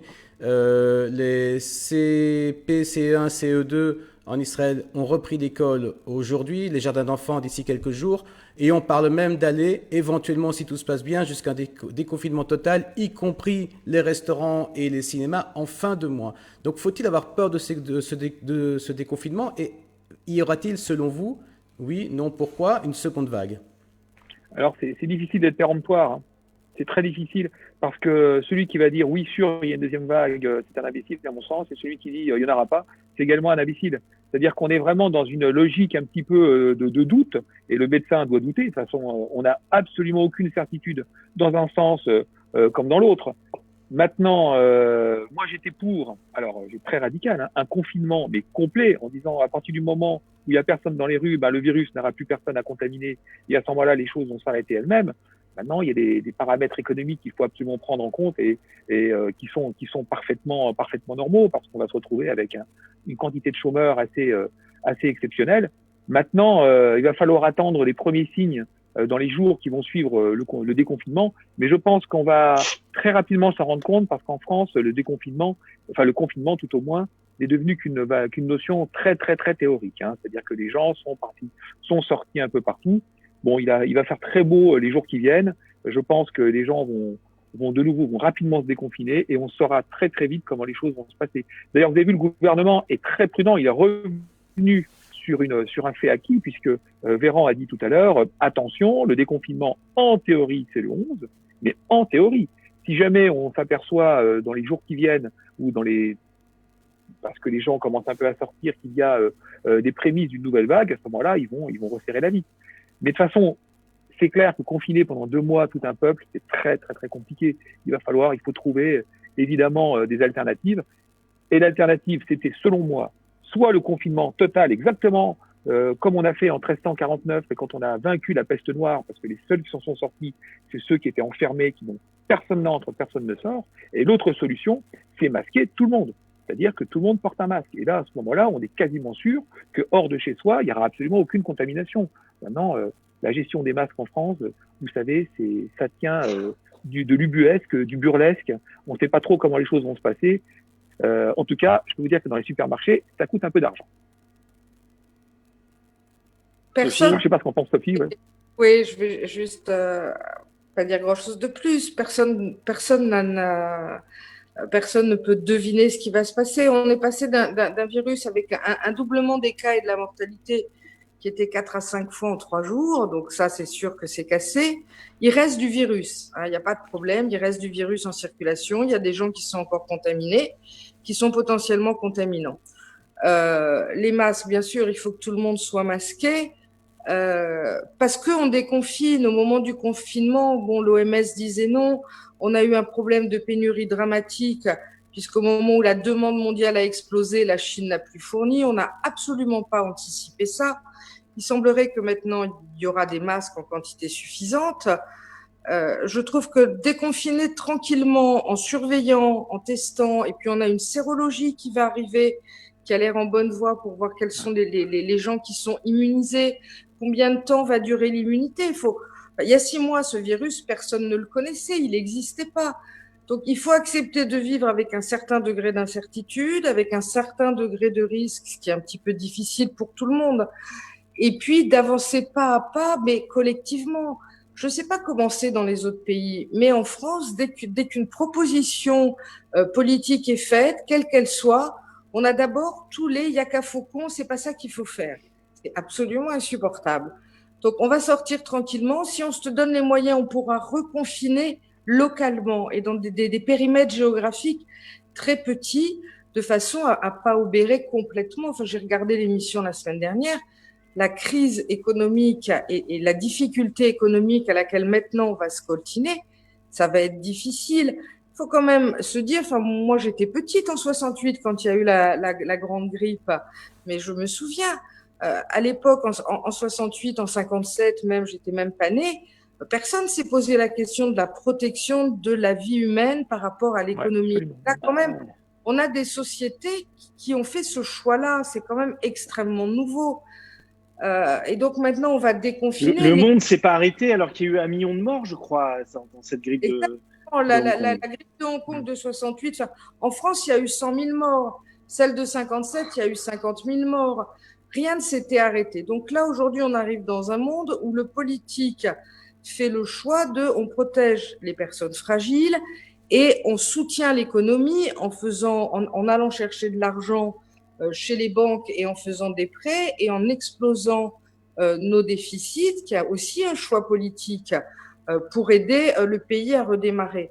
Mais le travail, il va commencer maintenant. C'est maintenant qu'il va falloir se retrousser les manches. Et donc, il faut déconfiner. On déconfine, on croise les doigts pour pas qu'il y ait une deuxième vague dramatique. Il y aura forcément encore des patients qui vont être contaminés. Il y aura forcément des personnes âgées qui vont encore mourir du Covid-19. Et puis, on espère que la recherche va permettre que moins de gens meurent. Mais voilà, je crois que la marche à suivre, elle est très pragmatique, elle est très progressive. Je vois pas très bien comment on aurait pu faire. Et elle doit être discrète, hein, d'après ce que j'ai compris. En termes de communication, elle doit être discrète pour pouvoir réussir. C'est ça? Exactement. Absolument. Absolument. Il faut arrêter là. Il faut arrêter avec les réseaux sociaux, il faut arrêter avec la pub. Et ça y est, les mecs, ils ont eu leurs 5 minutes de gloire télévisuelle. Maintenant, ils peuvent rentrer chez eux, recommencer à bosser. Et je pense que c'est pour tout le monde pareil. Le problème, pour rebondir aussi sur les yaka faucons, effectivement, ça, il semblerait, souvent on dit que c'est un problème franco-français. Je ne sais pas exactement comment ça se passe ailleurs, notamment via les réseaux sociaux, en tout cas dans toute cette espèce d'ouroboros qui est le marché de l'information, etc. Mais simplement, il y a cette réaction. Au début, on parlait du doute, par exemple, c'est normal de douter. C'est normal aussi d'avoir peur dans une situation aussi inédite. Et puis, à un moment donné, où finalement tout le monde se retrouve confiné chez soi, avec finalement, comme vraiment encore plus que d'habitude, la seule fenêtre ouverte sur le monde extérieur, et finalement le smartphone, l'ordinateur, etc., et notamment les réseaux sociaux sur lesquels on s'exprime certainement plus que d'habitude, en moyenne, pour ceux qui s'y aventurent. Simplement, là-dessus, on n'est plus dans le doute et la méfiance qui peuvent être justifiés et fondés face à l'inconnu. On est rentré assez rapidement, en tout cas en France, j'ai l'impression, dans quelque chose qui relève vraiment de la défiance pure, qui peut être au moins partiellement fondée, mais qui souvent part dans n'importe quelle direction. Je vais prendre un exemple très récent et qui est encore vraiment chaud comme la braise. C'est tout simplement l'histoire de l'approvisionnement en masques et de leur distribution aux Français, donc de la vente, puisque en début ou milieu de semaine qui vient de s'écouler, en France, il a été annoncé que la grande distribution vendrait des masques, etc., à prix comptant. Mais le truc venait à peine d'être annoncé, alors aussi maladroitement soit-il, avec peut-être pas assez de détails, c'est toujours la même chose, quoi. Et ben, d'un seul coup, ça devenait, mais ils vont se faire du fric, etc., n'importe quoi, mais tant et si bien. Ils avaient des stocks cachés. Voilà, il y a le truc des stocks cachés, mais c'est même pas ça, si tu veux, le problème. Le problème, je trouve, c'est que là, on a franchi un autre cap, puisque plusieurs ordres de professions médicales se sont engouffrés dans cette brèche. L'ordre des médecins, l'ordre des pharmaciens, l'ordre des dentistes, et les personnels soignants, etc. Je crois que c'est d'abord les personnels soignants, une association ou un syndicat, je ne sais plus, qui a commencé à faire un communiqué en disant « Mais où étaient ces masques lorsque nous en avions besoin ?» Et là aussi, bien sûr, ceux qui étaient en première ligne, au front, durant toute cette période, il faut bien sûr comprendre cette réaction, mais à un moment donné, il faut aussi se repencher sur les faits. Alors pourquoi est-ce que moi, citoyen lambda, alors je ne suis pas au front, je ne suis pas du tout sous une pression nerveuse, mentale, etc., morale, mais pourquoi moi, en quelques clics, finalement, je trouve des informations beaucoup plus détaillées, je ne fais pas que lire un en-tête d'articles, un chapeau d'articles, je vais dedans, et là j'ai quand même des données qui renvoient éventuellement vers des sources, et qui montrent que non, d'abord, l'annonce on aura 500 millions de masques à disposition à la vente dans nos supermarchés lundi prochain, ça ne veut pas dire on les a là en stock.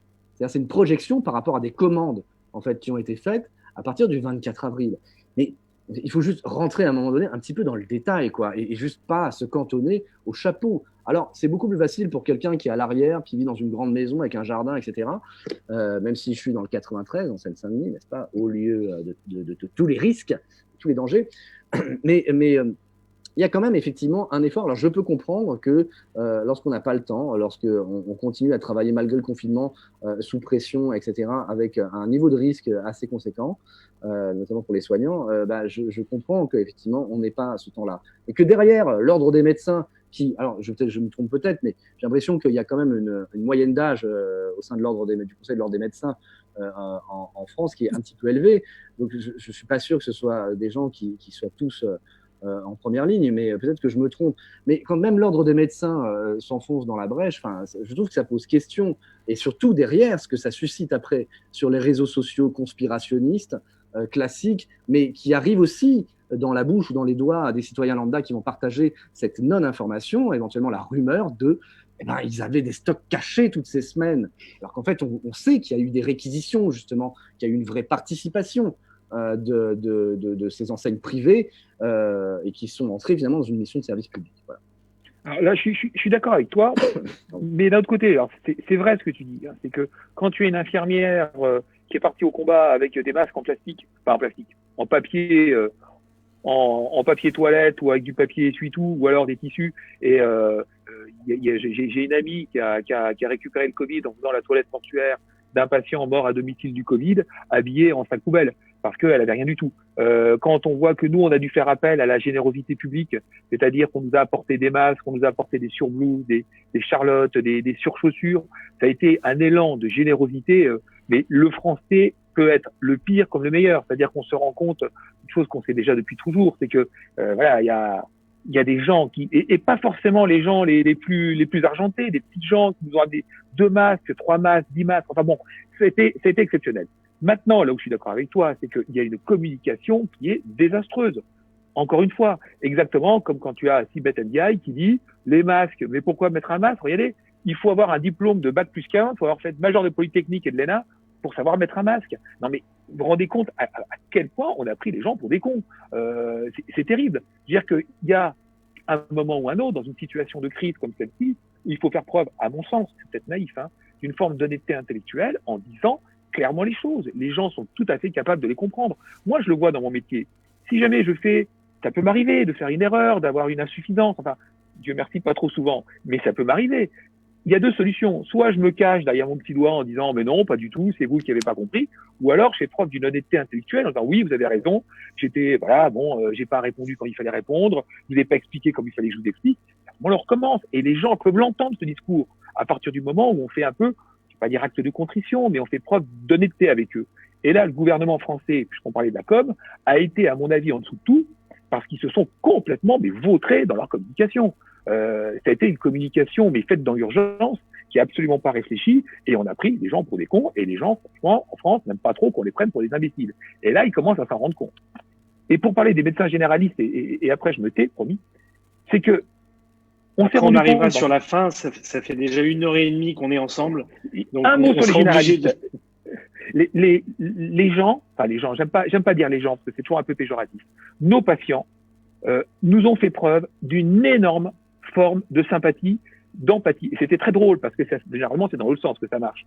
Notamment quand, avec mes confrères, on a communiqué sur la volonté d'essayer de trouver une solution et que l'ordre nous a demandé de nous taire, mais on a reçu des dizaines, des centaines, des milliers de messages de sympathie de gens qui sont reconnaissants de ce qu'on fait pour eux. C'est-à-dire qu'ils se rendent compte que même si ce n'est pas la solution miracle, mais au moins on a essayé de les sauver. Parce que c'est un peu notre but. Nous simplement, on est généralistes, on est des médecins de terrain, on sent la bouse de vache, hein, on est dans la campagne. Nos patients, ils nous font confiance. On nous amène de la saucisse, des salades, des légumes. Enfin voilà, il y a une relation, mais qui est très très balsacienne avec nos patients. Mais ça, ils ont parfaitement compris que notre volonté, c'était simplement non pas de nous mettre en lumière, parce que moi j'en ai rien à tige de ça, mais simplement d'essayer de trouver une solution pour les soulager, peut-être pas les sauver, mais au moins les soulager.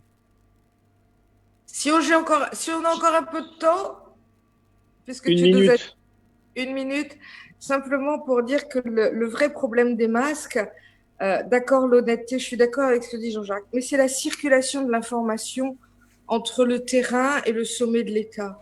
Quand les ARS demandent aux hôpitaux, vous avez des masques, tous les hôpitaux ont dit oui. Oui, on avait des masques pour notre besoin quotidien début février. Quand la demande a explosé, multiplié par 20, au moment où l'approvisionnement s'est tari, l'information n'est pas forcément remontée parce que du coup, on sait bien comment marche l'administration. Les ARS, elles n'ont pas forcément eu envie de remonter l'information. Les gens se sont un petit peu débrouillés, chacun dans leur coin. Il n'y a pas un collectif administratif qui fonctionne en France. Et quand je ne comprends pas, je suis tombé sur une étude de 2005 qui disait qu'en cas de pandémie, la France nécessitait à minima 200 millions de masques par mois juste pour le personnel soignant. Alors, ça, c'était en 2005 et ça, c'est ce qui s'est passé en 2009. En 2009, on a acheté les masques. En 2011, comme on en avait, il en restait beaucoup, on a dit ça coûte trop cher. On va déstocker. On ne va pas en racheter, on ne va pas renouveler. En 2013, ceux qui sont arrivés à péremption, on en a brûlé 75%, on en a gardé 25%. Et on a dit aux directeurs d'hôpitaux, directeurs d'entreprises, vous allez gérer vous-même votre stock. Mais dans l'économie de 2013, tous les directeurs d'hôpitaux ont géré leur stock à flux tendu, comme partout. Mais personne n'a pensé aux centres médico-sociaux, aux centres d'handicapés, aux prisons, tout bêtement. Il n'y avait pas, c'est le rôle de l'État ou d'une structure intermédiaire, les ARS, sur un territoire, de penser à la population. Directeur d'hôpital, il dépensait 150 masques par jour. Du jour au lendemain, il en faut 2000. Et cette information-là n'est pas remontée. Plus l'OMS qui disait on n'en a pas forcément besoin.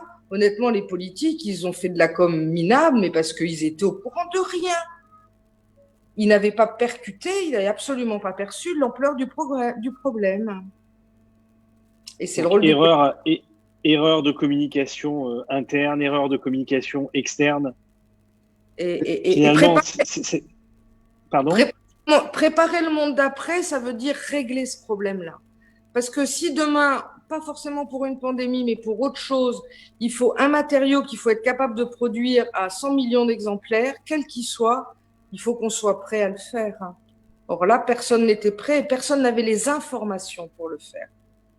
Donc cette circulation d'informations, elle a été minablissime, on est bien d'accord. Gaspard, dernier mot. Oui, peut-être pour conclure, et justement sur le titre, la thématique de l'émission, à savoir le monde d'après, et peut-être en forme d'ouverture vers autre chose, un autre sujet.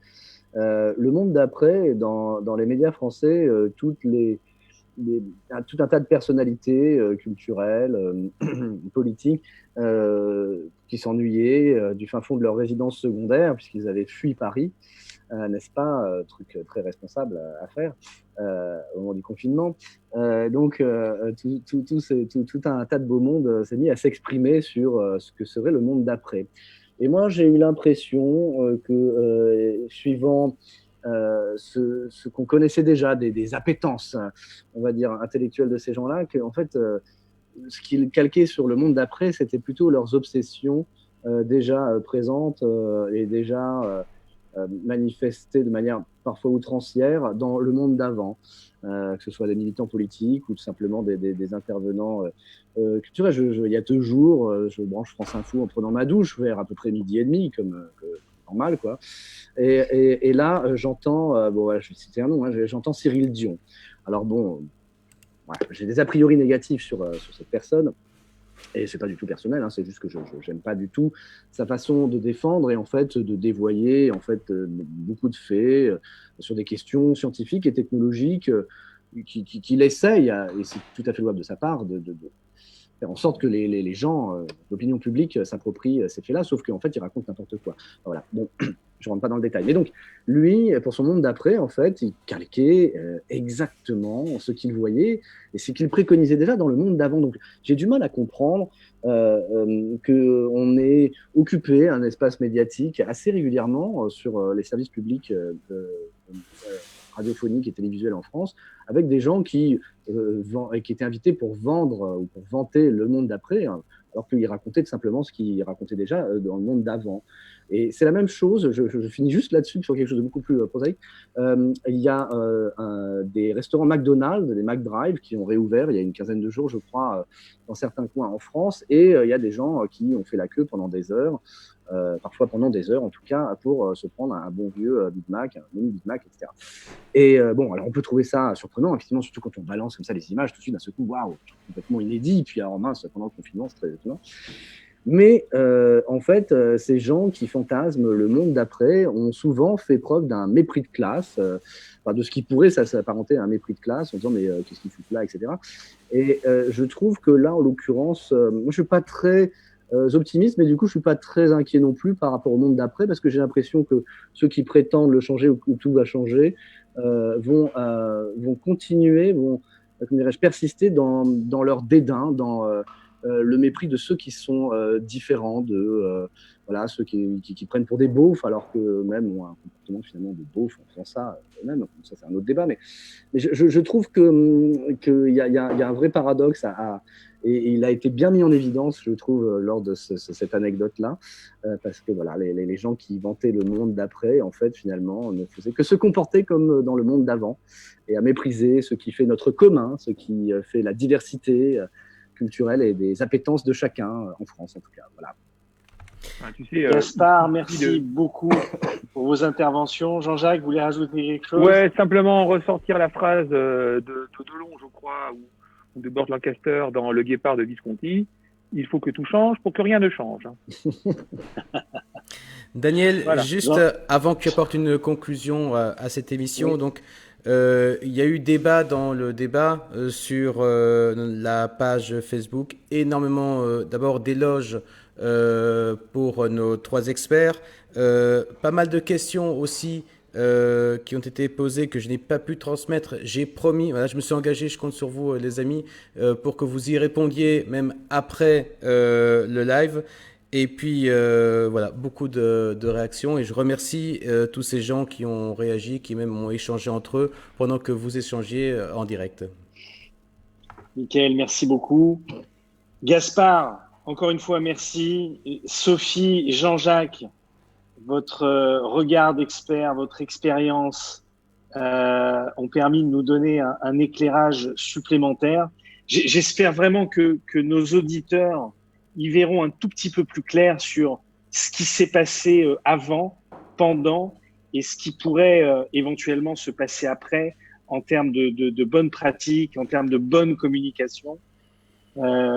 Merci beaucoup pour vos apports. Merci à tous nos auditeurs et spectateurs d'être restés présents jusqu'au bout, parce que l'émission a duré plus d'1h30. Beaucoup de questions en suspens. Nos experts ont promis d'y répondre.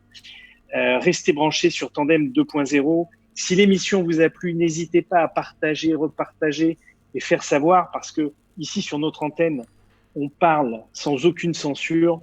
On n'a pas de directeur d'antenne, on n'a pas d'organe politique ou d'organe syndical qui nous limite. Donc on peut dire tout ce qu'on a envie de dire. Notre rendez-vous du dimanche soir va continuer. On se retrouve dimanche prochain pour un nouveau sujet qui va également vous plaire.